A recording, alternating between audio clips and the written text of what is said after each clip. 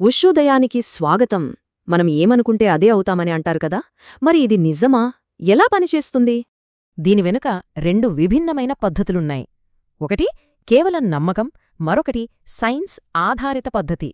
దీన్నే law of attraction అంటారు. మనం దేని గురించి తీవ్రంగా ఆలోచిస్తే విశ్వం దాన్నే మనకిస్తుందని నమ్మడం. అంటే సంపద గురించి ఆలోచిస్తే సంపద, విజయాన్ని ఊహిస్తే విజయం వస్తాయని దీని సారాంశం. అయితే ఒక లక్ష్యాన్ని చేరడానికి కేవలం అలా నమ్మితే సరిపోతుందా? అసలు విషయం ఇక్కడే ఉంది. సైకాలజీ టుడే ప్రకారం ఇది శాస్త్రీయంగా నిరూపితం కాని ఒక నకలీ శాస్త్రం మాత్రమే. విమర్శకులేమంటారంటే ఇది యాక్షన్, ప్లానింగ్ లాంటి ముఖ్యమైన వాటిని కూడా నిరుత్సాహపరుస్తుందని.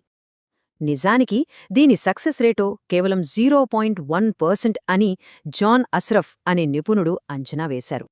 అయితే మన ఆలోచనల శక్తిని వాడుకోవడానికి సైంటిఫిక్ మార్గం లేదా? ఖచ్చితంగా ఉంది. దాన్నే కాగ్నిటివ్ బిహేవియరల్ థెరపీ అంటే CBT అంటారు. ఇది ఒక యాక్టివ్ సైకోథెరపీ పద్ధతి. చూడండి, లా ఆఫ్ అట్రాక్షన్ కేవలం నమ్మకంపై ఆధారపడితే CBT అనేది యాక్షన్ పైన ఆధారపడి ఉంటుంది.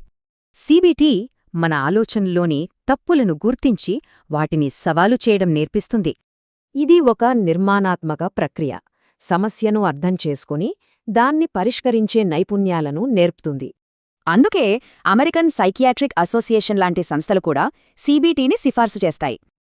అంటే నేను ఏ పని సరిగ్గా చెయ్యలేను అనడం బదులు తరువాత మెరుగుపరుచుకుంటాను అని ఆలోచించడం. సో ఒకటి గుడ్డి నమ్మకమైతే మరొకటి ఆచరణలో పనిచేసే పద్ధతి.